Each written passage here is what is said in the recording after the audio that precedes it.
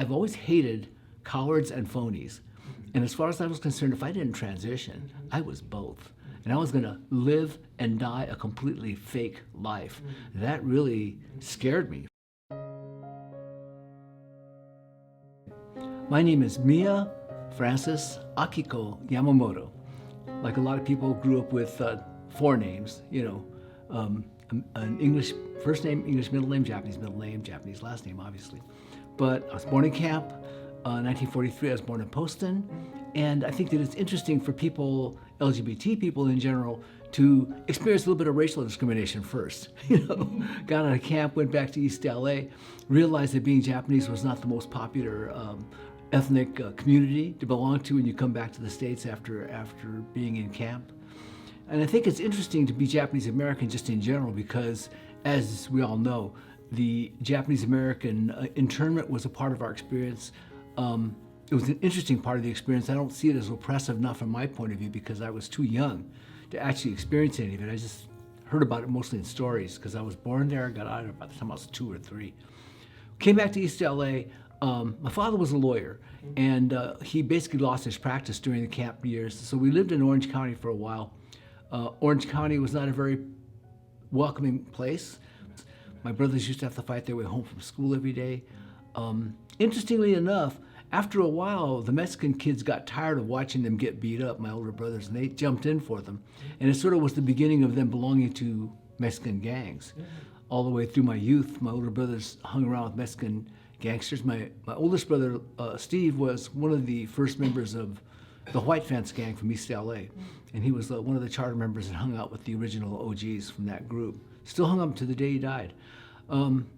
So growing up in East LA, going to Catholic school, going to Maryknoll, going to a place that was all Japanese was probably one blessing because I wasn't surrounded by a bunch of people that hated me because of my race, because everybody was the same race. So fortunately for that. But we talk about Japanese American standards and expectations, which are difficult for a trans kid.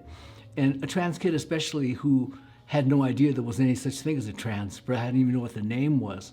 All I knew was this completely unsettled, uneasy feeling about the body I was growing into and realizing that I hated the body. I hated actually every single person who was male because all I remember from being a kid was getting beat up by males all the time. You're an effeminate child. People think they can beat that out of you, and you do learn how to fight. I will say that. But other than that, it really isn't a great experience. And I do go on with that, not just with the Asian American oppression, but also Roman Catholic oppression, both of which completely denied the existence of transgender people and completely opposed and were against anybody who was any kind of variant gender expressor.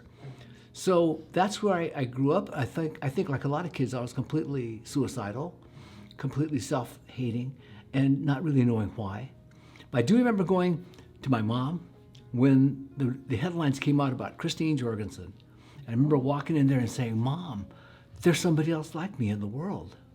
She looks at the paper, she looks at me, and she breaks down crying. And I remember them talking about taking me to a psychiatrist. I'm laying in my bed, and they say, "Well, maybe we need to take him to a psychiatrist," And of course, when they found out how much that cost, I didn't hear any more about that, actually. But I went through a long time basically just being out of touch with whoever I was and really out of touch with any kind of future. I think like a lot of trans LGBT people just in general, you really didn't expect to live very long. On top of that, my dad died when he was 54 years old. He died when I was really young, died when I was 12. And I didn't expect that I was gonna live very long myself at all, but I wasn't quite sure I was gonna make it. I wasn't quite sure because everything was so negative and so difficult, and I always felt so out of place every place I tried to be. So I got through school somehow. I got through Catholic school. They're pretty rigid oversight to make sure you get through things.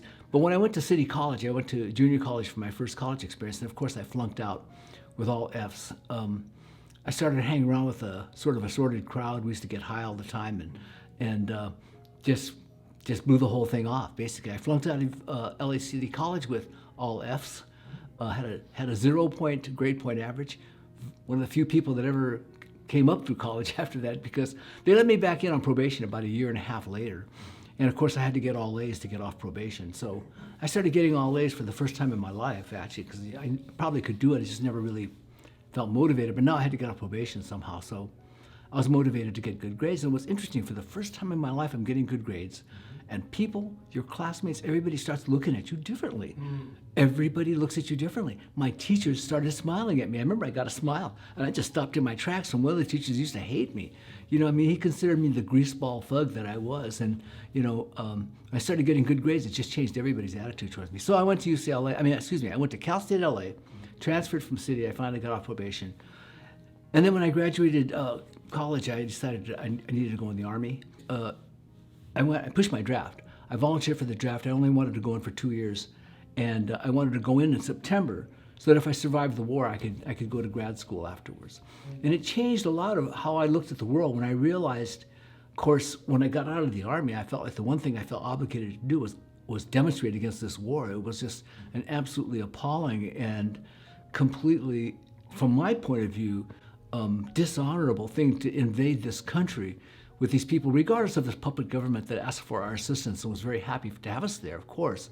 But the people we were killing, the people that we were displacing, it was very much like the camp experience from my point of view, because of free fire zones, because they had these, they called them liberated villages, but what they were concentration camps, and they were the same as the old concentration camps that they had in the Philippines, when they had to keep the civilian population away from the rebels, because they were supporting them, and they would try to cut them off from their support from the communities and the tribes in the area. So anyway, that was Vietnam. Came out, went to UCLA, joined the anti-war movement, and also organized the Asian Pacific Islander Law Students Association at UCLA.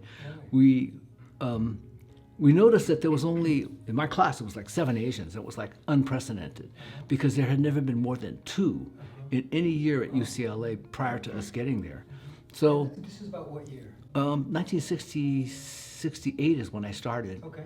So in 1969 is when we first got the idea that we need to start an organization. Primarily because, like I said, there was 7 of us, and then the next year there was 2 again. So we decided that we needed to somehow enhance those numbers in order to get full representation for the community. So we organized a group. I told them, I want you to walk behind me as I march into the dean's office, and we demand. Most of those activist organizer way back then. Yes. Okay. And I got them to come with me. Though what I would do is go to the break room, go to the library, and I would leaflet them.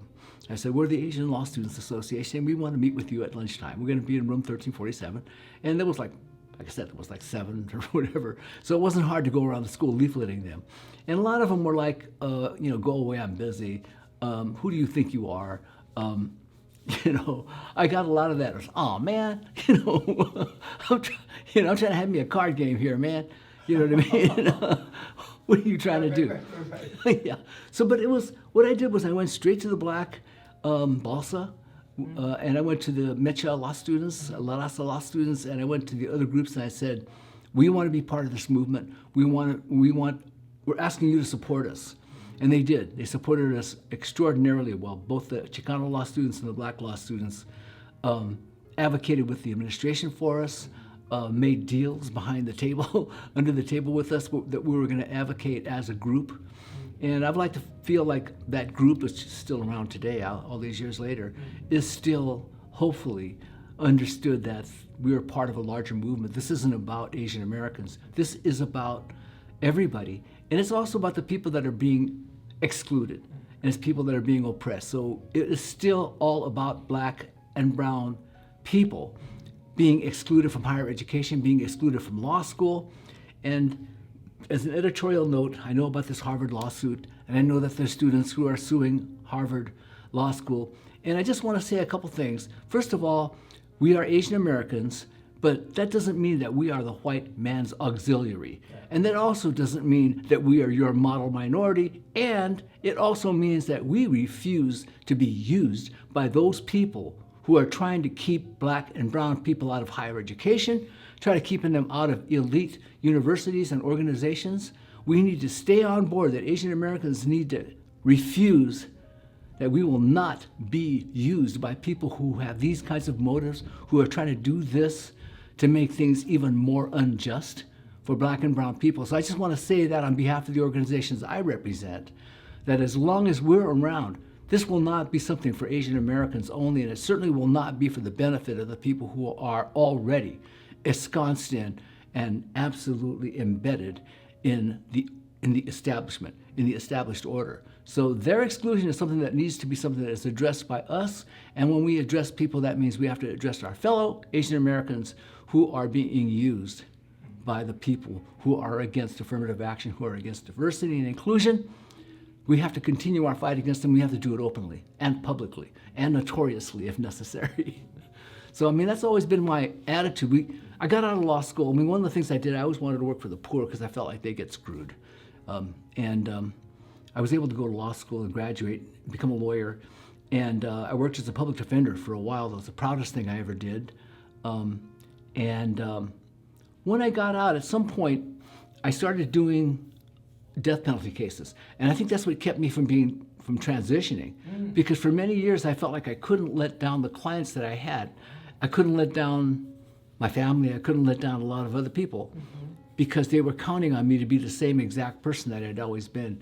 And I was actually being the same exact person. It was just going to have to come out and be the true same authentic person that I've always been. So coming out was a really important part of my life and my journey, and probably the most important, certainly my favorite thing, even though it's the most difficult thing I've ever done. Part of it too is I've never been a transgender trial lawyer any place in the criminal courts that I knew of. Seriously? And so I had to look around. There was a lawyer in Maryland, apparently. I learned this from the ABA, and I called her up and I said, I'm going to be going through this in a few years, and so I want to know what I'm up against. And she said, well, be prepared to lose, 30 of your clients, lose your family, lose your organizations. And she said, in my case, she said, I haven't worked in a year. My wife supports me. And so I hung up the phone and remember thinking, oh man, I'm really in for it. But I thought, okay, I'm prepared to lose everything. I am prepared to lose everything. I was already turning 60. Okay. So I was already old, and my fear was that I would die before I would transition. I had a huge fear of that. I remember thinking, I've always hated cowards and phonies. And as far as I was concerned, if I didn't transition, I was both. And I was gonna live and die a completely fake life. That really scared me, frightened me. And I thought, well, I've got to do this thing. And it doesn't matter who I let down, who I disappoint. So I started with my family. I went to every single one of them individually, and I'm coming out to each one of them saying, I'm gonna go through a sex change. I'm a transsexual person. And I'm just asking you to understand it, and I'm not asking you to accept it. I'm just saying that I'm always going to be your sibling. My parents had died by this point. So I went to each one of my siblings individually. And then, of course, everybody's got one in the family, right? Yeah. My second to the oldest brother said, don't you ever talk to me again. I'm not your brother. What you're doing is disgusting. And don't you ever talk to anybody in my family. Keep away from my whole family. And I said, okay, if this is the last time I'm ever going to talk to you, I want to thank you. Because you were the rebel of the family. You were the one that taught me. I didn't have to be what everybody wanted me to be. Goodbye. I haven't spoken to him. It's been 15 years. I don't expect him to actually break through that. I love him dearly, don't get me wrong. I love him. I wish the best for him. But he has certain attitudes which are really not anything I can do about. I will say this. His kids, he's got 3 boys. All 3 of them are really wonderful musicians. And we play in bands together. And they never took that seriously from the dad. And his wife, loves me. They come to my parties. And I've been playing with those guys. We just played at the Tanabata Festival, as a matter of fact. We opened up the Tanabata Festival with our usual Beatles, set. My nephews are amazing musicians, and they've always looked up to me. They've always been great because they're musicians, and as you know, I've always been in bands and stuff like that. So they used to come and see us, and it inspired them to become musicians and to get good at it. So I've been playing with them for years, and I feel kind of bad for their dad because he's kind of painted himself in a corner with respect to that, because everybody's, they come to everything I do, and I hang out with them. So that's what's going on with the family. But the main thing I always thought was my clients were the most important thing to me at the time, because they are counting on me much more than my family in many ways, because their life, their future is in my hands and on my shoulders, and I'm very aware of that. So I came out to them, each one of them individually. I went to the jails. And I represent some very tough guys with some serious charges, murder cases. I had one death penalty case. And I have to admit, I was amazed. I mean, I came out to them, I said, look, I'm going to be going through a sex change, and I know that this is not what you signed on for. And if you can't manage to stick with me, I can understand that totally. I know some of the best lawyers in LA. I will make sure that you are well taken care of. And they all said the same thing. They all said, no shit, man. You really going to be doing that? And I said, yeah, I am, you know. And they said, well, no problem, you know. And I looked at them and said, don't you want to talk to your family or something about this? And they said, no, why would we want somebody else besides you, you know? And I was moved to tears by how little resistance I got from them. And what happened was the daily legal paper came out with my transition. And it was on the front page of the Daily Journal. And that actually helped me because that way I didn't have to come out to 5,000 people, each of them individually. It was published in the Daily Journal, all through the legal community. And after that, I would come to court and dressed. You know, you get your share of jaws dropping and eyes popping and a few other reactions at the completely visual aberration from their point of view. But I would walk up to the bar and people would come up to me, the clerks, the bailiffs, the lawyers, and they would give me a hug and a kiss and they would congratulate me. Even the prosecutors, I mean, these are the people we fight with each other every single day. They were coming up and they were amazingly gracious. I've had a judge, I won't name her, but she came down off the bench in her black robes, gave me a hug and a kiss, went right back up. And I thought, I've never seen that before in my life. You know what I mean? I don't know that anybody ever has, really. And that was pretty amazing, but that was like pretty welcome that I would get that kind of grace from people. And so, I mean, it was always like that. I mean, I was always aware that if you come out gay, you're probably going to look the same tomorrow, you know. But if you come out trans, you're going to look different. You're going to groom yourself differently, and people have to deal with a truly different visual reality. And so, my attitude was always that I'm going to this place as Mia, and I'm going to liberate this place. I'm going to liberate the criminal courts building. I'm going to liberate the jail. I'm going to liberate the sheriff's department. I'm going to liberate everybody. While you're liberating yourself. Exactly. And that it doesn't just liberate you. When you fight for yourself, you're fighting for a whole lot of other people, and society is made different for a lot of other people. And I do think when we talk about role models and examples and inspirations, all of that cannot happen in stealth. It has to happen if the individuals that are coming out are open, notorious, public, in all those ways to make sure that people always understand that you're a transgender and that this is your mission. This is your mandate, this is your goal. You're trying to make this something which is, if you don't even consider it normal, at least it's part of the backdrop.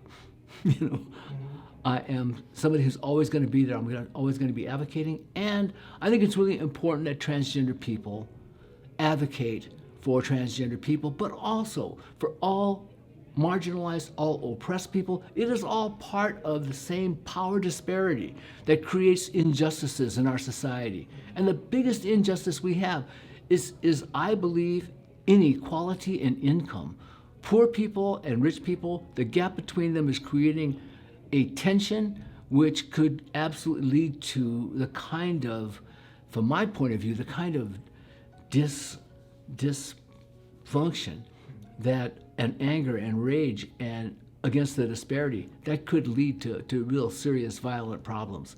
And I think that as long as we are people who can advocate, we are in positions where we can advocate, we work, we're scouts in our communities, we need to advocate for the people that are being excluded, the people that are being attacked and marginalized. And it is so important now that LGBT people move with our allies all across the spectrum who are being targeted by this presidential regime.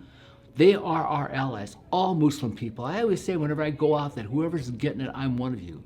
I am Muslim, I am a Jew, I am gay, I am trans, I'm a woman.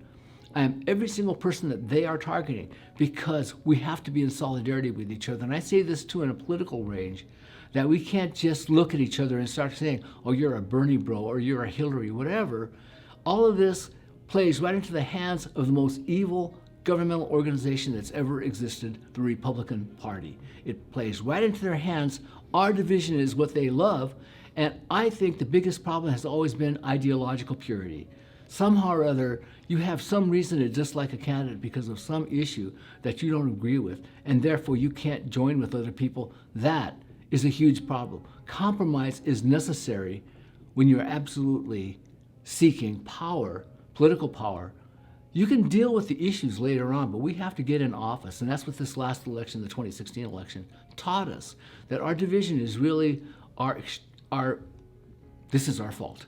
That we can hold fast to our hatred of whoever the ideological opponent is within our own bloc, and go down in flames holding on to your principles while everybody else gets screwed. So that's what I got to say about that. I try to stay active now, and just like all the rest of the LGBT activists, I believe that we have to be as high profile as possible in order to make sure that people know where we are. Because I always say I'm going to throw my head up and I'm going to see which way the bullets are coming from. I plan to duck, but I still plan to see. I want to see where it's coming from, because I think every time I do that, I know who they are. When I came out, I knew who the haters and the bigots were, and it's good to be able to identify them. And that's one of the great benefits of coming out, is that particular truth reveals the truth about other people. And every time somebody comes out, society is moved in a positive direction. So I always advocate that. I always say the most revolutionary act you can commit is coming out, and coming out doesn't just last that one time. Coming out happens over and over, and it's a continuing process. It needs to be advertised, it needs to be publicized, it needs to be promoted every place we go in order for us to help others, in order for us to help each other. So it's given me a sense of purpose. I think I used to look at my transgender identity as a curse, as something that was going to lead me to my early death. I always looked at it that way. I know going in the service, before I ever came out, I thought, well, that's a good way to keep from imposing this shame upon my family. Because shame is a huge issue in the Asian community, and probably in every other community as well. But I know of it as this very specific kind of community when you're in a small community, because shame is spread over a big place when you're in a small community. So I always felt that if I died in combat, nobody could sit here and say, well, of course, she was a tranny or whatever. You know what I mean? They never knew. And they would go to my grave. But I also felt what a dishonorable thing that would be, to try to flaunt that inauthenticity or that fake narrative, that false narrative through history, rather than have the truth, regardless of what the consequences were going to be. And like I said, I was prepared to lose everything, and you never know with being trans, because there's surgery involved. And I remember laying in my bed the night before the surgery and thinking, tomorrow it's a 7-hour surgery. You could die on the table. It's not like you're a young person. You're already, over 60. And I remember said to myself, I said, well, good. I remember thinking to myself, good that you die.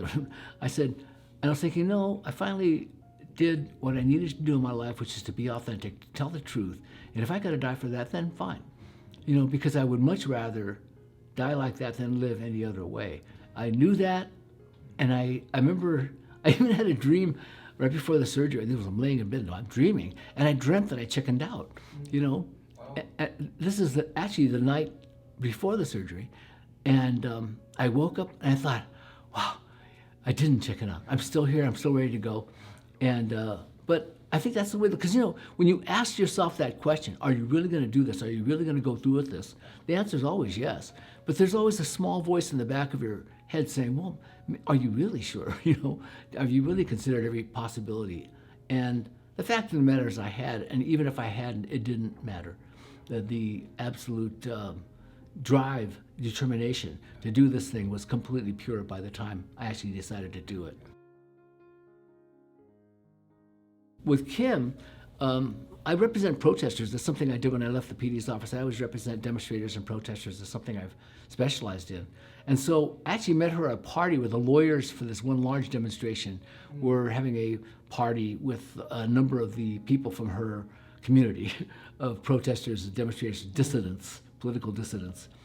And she offered to hold my beer. I never forget that. And I never met her before, and because they wanted us to get up and say a few words. So I looked at her like, I said, I'll give it back to you, okay?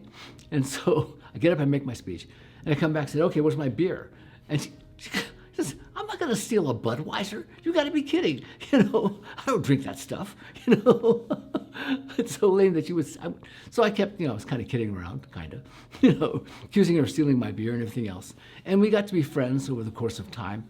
And I started corresponding with her, kidding around at first. And then we started flirting, and we started arranging to meet for dinner, for whatever, you know what I mean? She was actually, by this time, she was living in Humboldt County. She was going to Humboldt State University at the time. And so she was, 700 to 800 miles away. It seemed kind of safe, But anyways, we got pretty serious about each other. And at some point, she came down to LA after she graduated, and she moved in with me. And at that point, it was pretty much a foregone conclusion that we were probably going to get married. But I tell you the truth, I was already over 70, man. I figured I dodged it, I said, all right, man. I'm 80, I'm 70, man. They can't catch me now. If it was going to happen, it was going to happen a long time before this, I figured. So she wanted to get married, and, she's the one for me, definitely. But yeah, I was reluctant at first. I'd been very proud of myself that I had dodged it for as long as I did. I was congratulating myself that whole time, thinking, I got this far without it. I'm going to make it. I'm going to make it the rest of the way.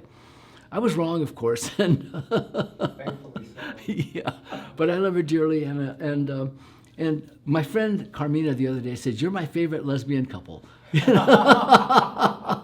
So I got the highest award I could get, for who I am and what I've done, and so I'm very proud of that particular designation. Thanks so much for doing this. My pleasure. Spectacular. Okay. That's brilliant.